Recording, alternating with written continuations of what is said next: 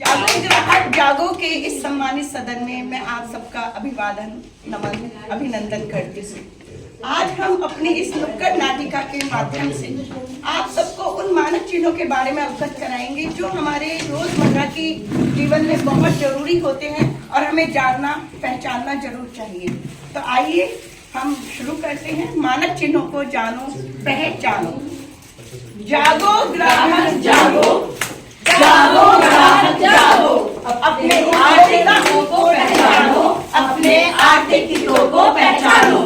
ये देखो रीमा, मैं कितने सुंदर आभूषण लेकर आई हूँ। इसमें कोई मेकिंग चार्जेस भी नहीं पड़े और ये मुझे बहुत ही सस्ते दर में मिला है। अरे वाह, ये तो बड़ा ही खूबसूरत है और तुम्हें मेकिंग चार्ज भी नहीं देना पड़ा। कोई नहीं देना पड़ा। मगर रश्मि, इसमें तो कहीं हॉलमार्क है ही नहीं। हॉलमार्क इसकी क्या जरूरत है? ये तो मेरे पुराने विश्वसनीय जेवलर्स हैं। पीढ़ी दर पीढ़ी हम इन्हीं से जेवर लेते आ रहे हैं। इसकी कोई भी आवश्यकता नहीं है।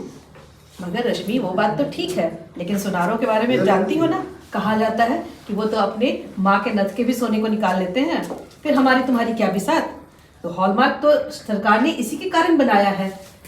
ये क्या कह रही हो? मेरे तो सारे जेवर वहीं से आए हैं और मुझे कभी भी इसकी आवश्यकता नहीं पड़ी। तुम्हें हॉलमार्क के बारे में नहीं पता है? नहीं।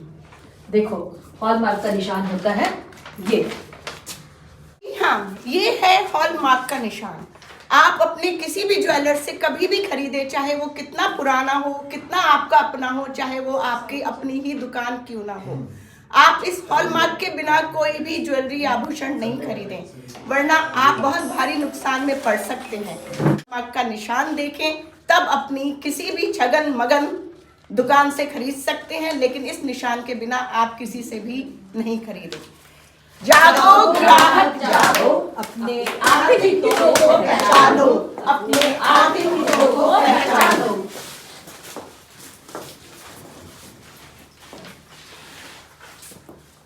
क्या बात रश्मि, लक्ष्मी तुम बहुत परेशान दिख रही हो। बहुत कुछ हो गया, बहुत कुछ हो गया। अंधे लालच ने मुझे डुबो दिया। मार्केट से मैं गीजर और मिक्सी थी लेने गई। अपने ही में मन में खूब थी इतराई, पर गीजर ने मुझे गले लगाया, मिक्सी ने तो डांस करवाया। तब जाके घर वालों ने स्विच बोर्ड पे डंडे से लगा मुझे छुड़ाया। बाल खड़े हो गए करंट से मेरे, तब अकल ठिकाने आई। ISI मार्क के बिना अब ना कोई चीजें देखूंगी, बहना ISI मार्क के बिना अब ना कोई चीज लूंगी। नहीं, सही कह रही हो लक्ष्मी।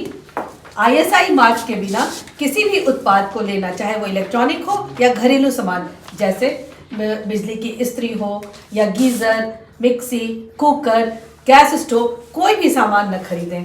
ISI का मार्क देखें फिर कोई सामान खरीदें। नहीं तो करंट लगा, बाल खड़े हुए, हम उड़े सब उड़े। जागो ग्राहक जागो, जागो ग्राहक जागो, अपने आर्थिक हितों को पहचानो, अपने आर्थिक हितों को पहचानो। ये है FPO का मार्क, यानी food product order. Food product order हर एक फ्रूट और सब्जी से बने हुए किसी भी खाद्य पदार्थ पर जरूर अंकित रहता है। यह FSSAI के द्वारा निर्देशित है कि ये शुद्ध और स्वच्छ माहौल में बना है, जहां शुद्धता और स्वच्छता का ध्यान रखा गया। आप कोई भी जूस, स्क्वैश, जैम, अचार, कोई भी खाद्य पदार्थ फ्रूट और सब्जी से बने लेते हैं तो ये जरूर देखने चाहिए।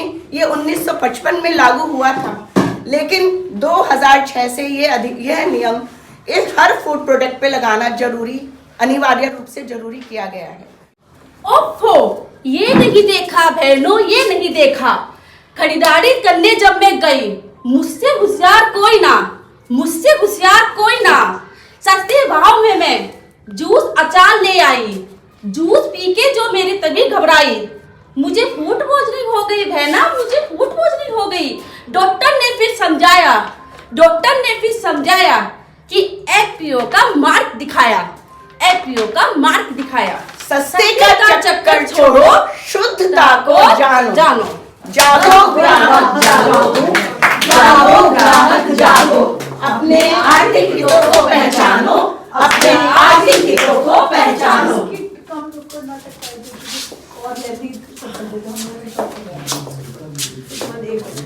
अरे रश्मि, कुल्हड़ में चाय, चाय तो एक ही जैसी है, फिर कुल्हड़ में तो महंगी पड़ती, कुल्हड़ में क्यों?